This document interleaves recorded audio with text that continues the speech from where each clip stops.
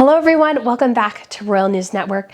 My name is Brittany and today we are talking about Prince Louis and Catherine and just the kind of huge controversy that surrounded mother and child during the Queen's Platinum Jubilee after Prince Louis did start really acting up and was rather disrespectful to his mother during the Sunday pageant. So this was a 2.5-hour parade and Louis started just kind of acting up. He's 4, what can you say? However, a royal reporter very much connected with Meghan Markle made some comments that many people saw as criticizing Catherine's parenting. And I actually think Catherine deserves a Mother of the Year award for managing her son as best she did. And I'm going to give you guys a couple of, give you guys some insight into that controversy and share with you as well what other royal families do. Because the Brits, are not the other. There's a lot of royal families that actually start their children off doing royal engagements as toddlers. And so I'm going to share with you guys a couple of those royal families and how they're going about doing it and how I think Catherine and William are doing a fantastic job. And if you guys haven't been to Royal News Network before, my name is Brittany and we talk about everything related to royals. So that's news, gossip, fashion, jewelry, television shows, movies, and history. We do it all right here. So if you want to subscribe, that would be great. And like I said, we're talking about a boy and his mother, Prince Louis and Catherine, the Duchess of Cambridge. So this kind of controversy arose after a video was seen of Louis being quite disrespectful to his mother. I have to say, regardless of what you think about Catherine's parenting, he was acting up and he was being rather disrespectful. And haven't we all as children disrespected our parents in some form of another or acted up in that manner? You may say, no, I was never like that, or no, my children never did that. Ask your mother how you acted. And if not, if you're asking about your children, ask about somebody else, because sometimes you have rose-colored glasses on and other people can say, yeah, that instance with your kid, nah, that wasn't so good. And so you have to give Catherine enormous credit because she is parenting on the world stage. There were potentially millions of people watching that live, and that story about Louis went around the world. And you know what? Although there was some criticism, mainly from one specific royal reporter, people actually have utterly embraced Catherine and mentioned, and really it's become a rallying cry for moms everywhere going, yes, I've had a Prince Louis moment as a mother. And you know what? I think that's great. But going kind of back to the controversy, it kind of started with Omid Scobie. So he's the one who wrote Finding Freedom, and he's very much been described by other royal reporters as Meghan Markle's friend, and he's become a joke to a lot of them, really. They kind of banter about him, and pretty much any story written by the Brits, they just call him her friend. Like, they don't even give him the designation of a reporter. I don't know why American news outlets still portray him as a royal reporter. I think it's just because he has that connection to Harry and Meghan. That's kind of the only thing that, kind of makes him viable. He does get the press releases, you can tell, from the British royal family, but he hasn't been on any tours recently, as far as I can tell. And so they very much keep him at a far distance based on his kind of connections to Meghan. But he tweeted something and it got a huge reaction, and he ended up deleting it and giving kind of a really odd, vague, and dismissive response. So he initially said, I did wonder why Prince Louis was taken out for a while. Kids will be kids, And obviously at some point, Prince Louis was kind of, towards the end, because he had been acting up so much, Catherine had Nanny Maria take him. And that's why they have a nanny, in part, is so that if they're doing royal engagements and their children are, struggling, then they have somebody who can take him out. She can kind of help him decompress, because there was a lot of activity. And honestly, guys, I was at the parade. By 1 hour and a half, I was done. And it went another hour. It was too long, and there was one particular float which I thought, if they had ended it right there, that was like a Disneyland, Disney World ending float right there. It was a float that was playing Celebration on it. Perfect moment to end it. And it went on another hour, and I'm like, why didn't you guys end it right there? That was perfect. But it just kept going, and so I was on my phone after about an hour and a half and not really paying attention anymore. I can't imagine what it would have been like to be a child on a sugar high, with your friends around you, being tired, overwhelmed, overstimulated. It had been a long weekend. Your parents and, older siblings had left to go to Wales for a day and you didn't get to go. And, there was just a lot going on. So that Louis was having a moment. He's a child. He's only 4 years old, barely 4 years old. I totally give him a pass for that. And you know what? Catherine dealt with it very well. So what he kind of did too, if you watch the video, he put his hand over her mouth. He was kind of doing this to her, sticking his tongue out. I mean, I know from my experience with my mother, that would have not have flown at all. There would be a look and definitely words spoken, very serious words. However, Catherine cannot just, go like this and really reprimand him or anything like that. They're in front of millions of people. She can't do that. So the best she was trying to do was distract him, talk to him, engage him. And my mom said this, and she noticed this, which I thought was really helpful as well, is that she knows her son so well that she knew if she came down harder on him, that probably would have made him act up even worse. And so she did her best to manage him. And at the point where it got too much, she had him leave. And honestly, Omid's comment, if you look at it, it's pretty innocuous. It's not terrible because it just isn't. However, we all know where his loyalties lie. It's not with the crown. It's not with the Queen. It's not with Catherine and William, Prince Charles, anyone. It is with Harry and Meghan. That's where his loyalties lie. That's who he spends all of his time focusing on. He writes articles with their bias in it pretty much all the time. That's all he does. And so it immediately came off as him criticizing Catherine, even if he wasn't. That's how it came off, because he's just never been, it just has such a kind of almost a hatred towards Catherine and William at this point. And so you look at this and you kind of recognize what's going on there. But it was just him criticizing her and especially that he's not a mom, but being a dog dad is not the same as being an actual mom. And he kind of made comments about it that I thought were a bit dismissive about the whole situation. Because despite turning off comments, something I now try to do on any tweet about royal children, there was negativity in the quote tweets and also some insane trolls claiming kids will be kids is inciting hate. I'm tired and have no time or patience for clownery.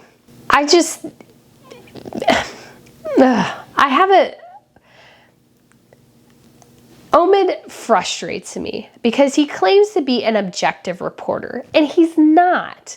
He's not an objective reporter. And you know what? Honestly, at this point in the media, there isn't really a ton of objectivity, especially in the US media. At this point, people kind of wear their bias on their sleeves. And especially in the United States, it's the liberal bias that is a huge factor in the media. But I will say it's the toxicity, I think, is based in Harry and Meghan, and specifically Meghan entering the royal family. And so it's this negativity that he was shocked as but you contributed to it all the time. I mean, he's the one that stirred up the whole controversy really about a very innocent picture of Catherine and William shaking hands with people in Jamaica who were just standing on the opposite side of a fence because it was a fenced-in soccer field, and criticizing them for, it was the optics, it reflected slavery. And it's no, it didn't. It was just, they were trying to be nice and shake the hands of people, and then you call them racist and hateful and continuing a legacy of slavery and colonialism. It just was not that at all. So he very much has a track record of inciting, controversy and stoking propaganda for Harry and Meghan. And I will say as well, just for a bit of background, I think it's important, and it's that there is toxicity within those who follow royals. If you go to a website like Royal Dish, which is actually great for learning more about the extended royals, like the Norwegians, the Danes, the Swedes, because a lot of them are from those countries, because it was started originally by a Danish group. And so they are sharing information in English that you can't normally get actually from various royal reports. So I've learned a lot about how people view the various royals and some of the controversies within those families that I probably wouldn't have learned from just utilizing American news outlets. And actually, honestly, the first time I heard about Harvey Weinstein's casting couch was on that forum years before the scandal broke, believe it or not. So I think it's actually a pretty good source and pretty interesting. And there is a lot of dislike towards Crown Princess Mary. A lot of them do not like her. They do, they have come up with nicknames for her, which are not flattering in the slightest. There's a lot of people on there, although a lot of them have turned kind of sugar after a while. For Catherine, the Duchess of Cambridge, a lot of them did not like her. But Meghan and Harry, and people like Omid have really stoked toxicity within kind of the royal following. I follow royals because it's fun. You get to see kids, jewelries, fashion, all these different things, the connection to history and culture. And it's really become kind of damaging to follow it at this point. But I will say as well is that, what this did is actually, I think, you had Omid's reaction, and then you had this influx of praise for Catherine. Mothers all over the world writing op-eds, all over the world talking about, yes, they've had a Prince Louis moment. And I thought that was great, showing that Catherine, I think, really is a fantastic mother, and she is mothering those kids. She is their mother. A nanny is not raising her children. She is raising her children. And her nanny does what a nanny is supposed to do, is supplement the parenting as needed. So for example, if Catherine has an engagement and somebody needs to pick up the kids or needs to kind of entertain them for a bit, that's what Nanny Maria does. And Nanny Maria, I would imagine, kind of keeps track of their clothing, their laundry, their schedules, classroom things, helping with homework at times. Like, she does kind of the peripheral things so Catherine and William can focus more on parenting. And that's what a nanny is supposed to do. A nanny is not supposed to be your child's primary disciplinarian. She's not supposed to be the one, she or he is not supposed to be the one that really raises them. That's the parent's job. And Catherine and William are doing that. And they are introducing, this was another controversy, a criticism of Catherine and William, is that their kids were too young, and a lot of the royal kids were too young. I absolutely disagree with that. Obviously, it was a 2.5-hour parade. The kids got bored. The kids got rowdy. There was sugar involved. That's just a recipe for disaster. And I imagine at the end of the day, if you've never been to Disney World, at the end of the day, they have the fireworks display and everybody goes back to the trams to leave. And you have all these dads with these kids that are absolutely zonked out, dead on their shoulders. And, they're carrying all their kids' body weight and they're just zombies. And it's just kind of really funny. And so I imagine at the end of the day, Louis was probably a bit like that, just going, oh. But anyways, I think a lot of royal families actually do start their children pretty young in royal duties. The one I'm specifically thinking of is Sweden and Princess Estelle. So this is Crown Princess Victoria's daughter, and she will be the future Queen of Sweden. And she has been doing royal engagements since she was a toddler, and pretty serious royal engagements. And she seems to really enjoy them. I think it's part her personality, part being the firstborn, being a bit more serious and studious. She just tends to really love it. She actually went on her first engagement. She's 10, and she really did just a fantastic job. They were in kind of a nature thing. She was on a tractor. She did a bunch of different things. She's unveiled a portrait of herself recently. So she's really doing quite adult things very, very young. And the BRF, the British royal family, doesn't do that quite as much because there is such immense intensity on their children and will be such press intrusion on their lives that they really are trying to surround their children with privacy as they're growing up, which I think makes sense. But they also need to take them on engagements, because the more people become engaged and connected with the Cambridge kids, the more secure the monarchy will be going forward. Harry and Meghan made the opposite decision. They said that they want their children to be private, that nobody can see them. And then when Lily's first birthday picture dropped, nobody cared. And so I think Catherine and William are doing it right, because there will be such immense pressure on their children as they get older. So they are introducing them to royal engagements as their age allows. But, children are children, and Estelle does a really good job of being on royal engagements. Her brother Oscar just doesn't seem, he kind of has a grumpy, resting grump face, and he just doesn't seem to enjoy it quite as much. He goes on stuff with his parents, but he's not quite as, he just doesn't seem to enjoy it quite as much. And then you have Princess Leonor. So this is Princess Madeline's firstborn child, her daughter, her older daughter, she has two. And Princess Leonor is was absolutely she was wild. She was a wild child. They went on an engagement in her duchy, Princess Leonore's duchy, when she was like toddler, like 2 or something. And she literally started running into a field. Like, I kid you not, the child, she was just kind of a wild child running into a field, kind of being crazy.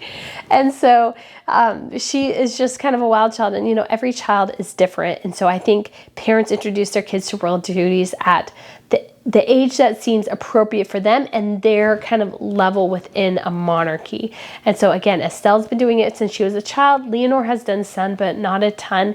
And that was because for a while she was like the king's second grandchild. And so Crown Princess Victoria hadn't had her second child yet, and her brother hadn't had any children yet. So Princess Leonore was actually pretty high up in the line of succession for a bit until she got pushed down by 3 cousins, 4 cousins actually. And so, but anyways, guys, if you just look at the entire, and another example is Prince Charles in Luxembourg. So that is the son of hereditary Grand Duke Guadalupe. And he is, so that's basically William in French. And he is, Prince Charles is 2, guys, and he's been doing royal engagements since he was like 1. As soon as his parents could take him out and he could walk, he was doing things with them.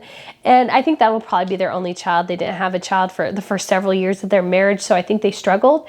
And so he may be their only child, and they just dote on him, but he is also already in the royal rota.